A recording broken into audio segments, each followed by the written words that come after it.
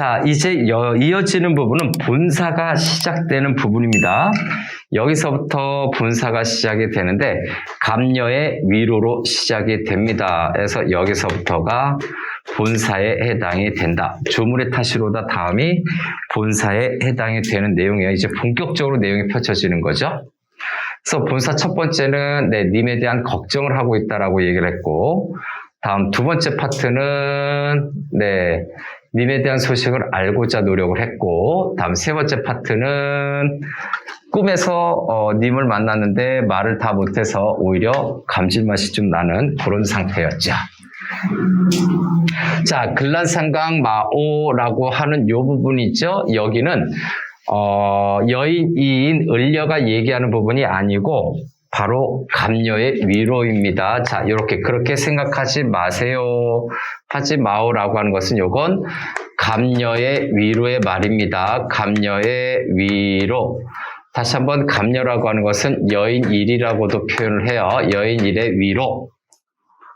그렇게 생각하지 마세요. 네 탓이 아니에요. 뭐 이렇게 얘기해주고 싶었던 건가? 자, 맺힌 일이 이셔이다 라고 하는 부분이죠. 그래서 감녀고, 여기서부터는 이제 을려가 얘기를 하는 부분이죠. 그래서 이렇게 나눌 수가 있습니다. 이렇게 나눠서, 자, 이 부분은 맺힌 일이 이셔이다. 요거는 을려의 하소연이죠. 을려의 하소연이 이루어지는 거죠. 그래서 감녀의 위로와 을려, 여인입니다. 참고로 을려는 여인이라고도 명칭을 바꿀 수는 있어요. 출제자가. 마음속에 맺힌 일이 있습니다. 그래서 그 맺힌 일이 뭔지 살펴보면 되겠죠. 이별에 대한 정언이겠습니다. 그래서 님을 매셔이셔, 님의 일을 내 잘 알거니 하는 부분인가요? 그래서 님을 매셔이셔, 님의 일을 내 잘 알거니, 님을 매시는 것뿐만이 아니라, 그래서 예전에 님을 모셔서 내가 님을 잘 알아요 라고 하는 거죠. 그래서 알거니라고 하는 부분인데, 물같은 얼굴이 편하실 적 몇 날일 거여서, 자, 물같은 얼굴인가요? 요거는 물같은 얼굴이니까 연약한 님의 이미지가 나타나고 있는 거죠. 만약에 이걸 정치적인 현실로 끌어내오면 왕권이 좀 약하다 이렇게 해석할 수도 있죠. 물같은 얼굴이 편하실 적 몇 날일 거라고 해서 몇 날일 거 요거 뭐예요? 설의법이죠. 설의법을 통해서 뭐를 강조한 겁니까?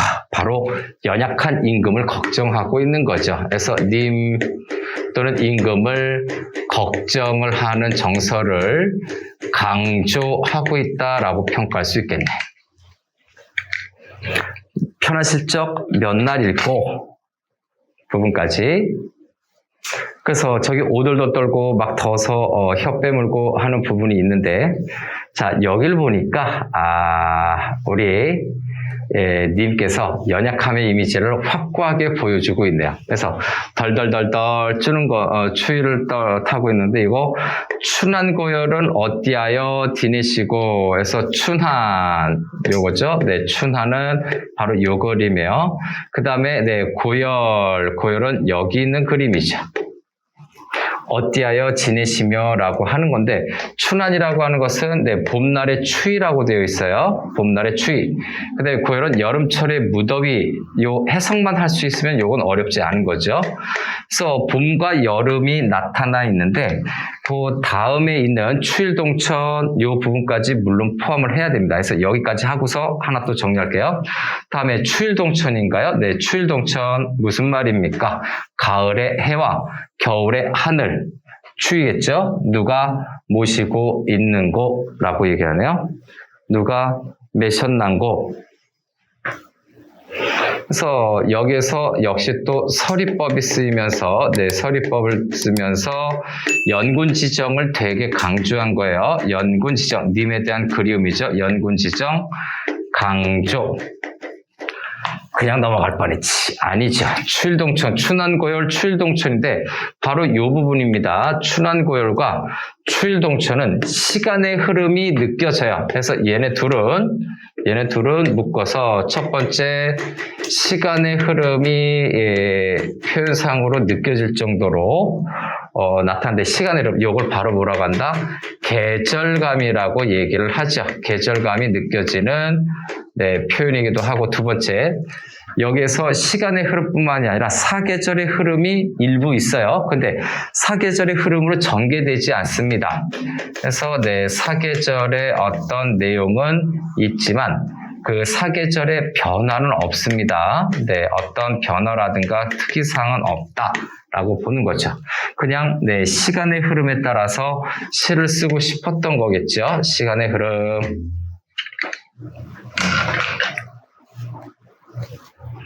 자, 계속해서 니라서 매션난고 하는 부분인가요? 다음에 님 밥 잘 먹는지 이런 걸 좀 걱정합니다. 넘어가서 아이고 진수성찬으로 맛있게 차린 모습이 좀 보이네요. 배고프네요. 그래서 죽조반 조성면인데 죽조반이라고 하는 것은 아침밥을 먹기 전에 먹는 속이 텅 비었을 거 아니에요. 자고 일어나면 그 속에 물이 가지 말라고 우리 식사 전에 먹는 죽이라고 보면 되겠습니다. 그다음에 조성매라고 되어 있는데 자 죽조반은 알겠어. 죽으로 아침을 간단하게 좀 드시고 아침이 아니라 위장을 덮을 걸 드시고 그 다음에 조성매죠. 아침 저녁에 매라고 하는데 이 매는 뭡니까? 앞에서 산인데 여기에서는 임금님이